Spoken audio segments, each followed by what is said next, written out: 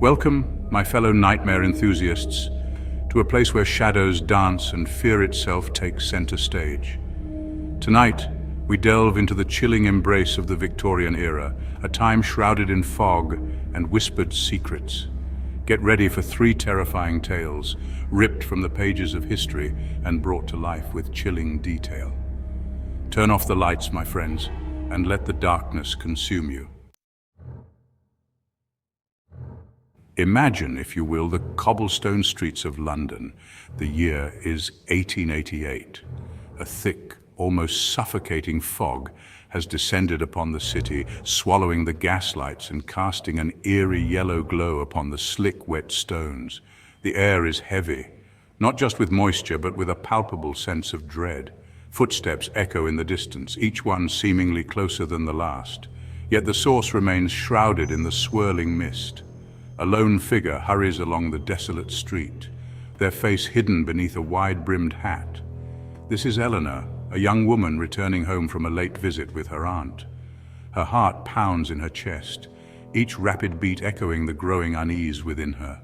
The fog seems to press in around her, suffocating like icy fingers closing around her throat. Suddenly she notices him, a tall, imposing figure shrouded in the swirling fog, standing motionless across the street. His face, hidden in the shadows, is impossible to discern. All she can see is the faint glow of his eyes, like embers burning in the darkness. Eleanor's breath catches in her throat. Fear, primal and instinctive, courses through her veins. She clutches her shawl tighter, her knuckles bone white against the worn fabric. She tells herself it's just her imagination, a trick of the fog and the dim light. But deep down, a chilling certainty takes root. She's being watched. She quickens her pace, her boots clicking against the cobblestones, the sound sharp and loud in the oppressive silence. She dares not look back, her heart pounding against her ribs like a captive bird desperate for escape. The figure across the street mirrors her movements, his own footsteps silent and menacing. Eleanor's breath comes in ragged gasps now, her lungs burning with exertion and terror. She risks a glance over her shoulder. The figure is closer now, still shrouded in fog, his eyes burning ever brighter. She breaks into a run, her fear lending speed to her steps.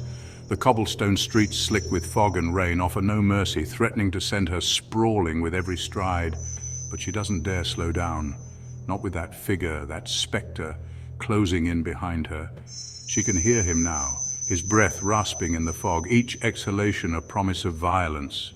Her home, a modest but welcoming townhouse, comes into view. A flicker of hope, like a dying ember, flares in her chest. She fumbles with her key, her trembling fingers refusing to cooperate. The rasping breath is closer now, right behind her, sending shivers down her spine. The key turns, the heavy oak door swings inward, and Eleanor stumbles through the threshold. She slams the door shut behind her, the sound echoing through the empty house. She leans against the door, her chest heaving, her mind racing. The silence of the house, usually a comfort, is now deafening. She strains to hear any sound from the street beyond, but there's nothing except the pounding of her own heart. Days turn into weeks, and the fog that had blanketed London slowly dissipates. But the terror of that night lingers in Eleanor's mind, a dark stain on her memory. She never saw the figure again, but the feeling of being watched, of being hunted, never truly leaves her. The fog may have lifted from the streets of London, but a different kind of darkness, a shadow of fear, follows Eleanor wherever she goes. Our next tale takes us to the English countryside, to a crumbling manor known as Blackwood Hall. The once grand estate now stands cloaked in an almost tangible air of melancholy. Ivy, like grasping claws, crawls up its weathered stone walls, and the windows, like vacant eyes, stare out at the overgrown gardens. It is here that the Harrington family, seeking a respite from the bustling city life, decided to make their home. There's Arthur, the pragmatic patriarch, his wife, Eleanor, a woman of quiet strength, and their two children, young Thomas and his elder sister, Margaret. Victorian gentlemen as Arthur. Upon their arrival, Blackwood Hall seemed to awaken from a long slumber. Floorboards creaked beneath their feet as if greeting their new inhabitants, and whispers seemed to dance on the edge of hearing, carried on the draughts that snaked through the empty halls. At first these were just curiosities, easily dismissed as the quirks of an old house. But as days turned into nights, the disturbances grew more frequent, more unsettling. Child, as Thomas. Thomas, with the unbridled imagination of youth, was the first to claim he saw her. A woman, dressed in a flowing white gown, her face obscured by a veil, gliding through the darkened hallways. Victorian lady as Margaret. His parents dismissed his claims as childish fantasies, but Margaret, ever perceptive, noticed the fear that lurked in her brother's eyes, a fear that mirrored her own growing unease. One evening, as the family gathered in the parlor, the fire crackling merrily in the hearth, a blood-curdling scream shattered the peaceful facade. It was Margaret. She stumbled into the room, her face pale as death, her eyes wide with terror. The woman in white, she gasped, "I saw her in my room by the window." Victorian gentleman as Arthur. Arthur, determined to soothe his family's fears, searched the house from top to bottom, but found no trace of an intruder. Yet the strange occurrences continued. Objects moved mysteriously. Disembodied whispers echoed through the halls, and the scent of lavender, heavy and cloying, hung in the air, even though no one in the family used it. Victorian lady as Margaret. One night, Margaret awoke to a cold presence in her room. The temperature plummeted, and the air grew thick with the scent of lavender. She saw her clearer than ever before. The woman in white stood at the foot of her bed, her veil lifted, revealing a face twisted in anguish, her eyes shimmering with unshed tears. Margaret tried to scream, but terror stole her voice, leaving her paralyzed with fear. The woman extended a hand towards Margaret, a single word escaping her lips in a mournful whisper. "Help me." The apparition vanished with the first rays of dawn, leaving Margaret trembling beneath her covers, the chilling encounter forever seared into her memory. Fear now permeated Blackwood Hall like the scent of damp earth. The family, once so eager to embrace their new life, were now prisoners in their own home, haunted by the spectre of the woman in white and the mystery that surrounded her. Our final journey into the Victorian unknown leads us to the remote village of Hollow Creek.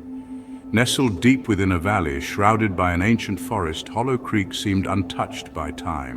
Life there moved at a slower pace, governed by the rhythms of nature and shrouded in tradition. But beneath the idyllic facade, a darkness festered, a chilling secret passed down through generations. It began with a stranger, a man with eyes as dark as the surrounding woods, who arrived in Hollow Creek seeking refuge, claiming to be fleeing from a great evil. The villagers, compassionate souls, took him in, offering him food and shelter. But their kindness was repaid with treachery. The stranger, driven mad by paranoia, accused the villagers of plotting against him, of conspiring with the evil he believed pursued him. In a fit of rage, he cursed Hollow Creek, proclaiming that their kindness would be repaid with suffering, their laughter with sorrow, and their lives with untimely deaths.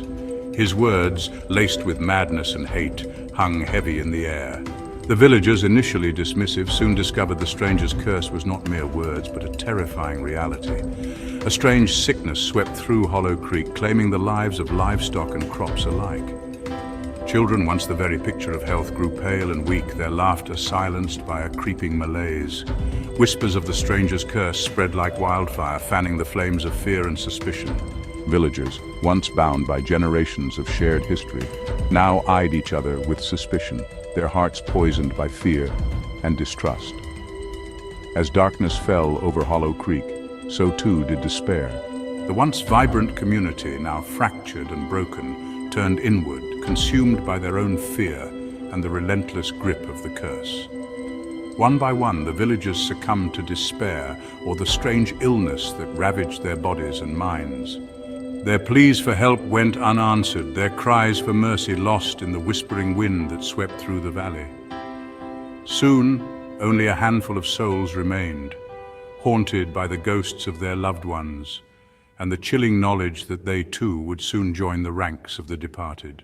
The village, once a beacon of life and laughter, stood silent, swallowed by the encroaching forest, a chilling testament to the stranger's curse and the devastating power of fear.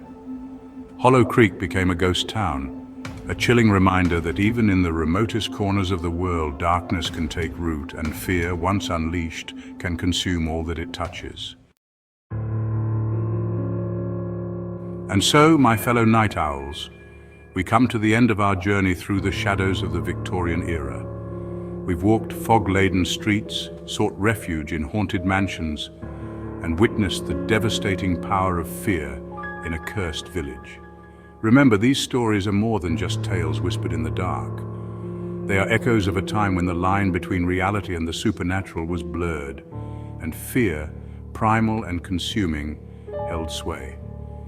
If you dared to enjoy these tales of terror, be sure to give this video a thumbs up and subscribe to my channel for more explorations into the darkest corners of history and the human psyche.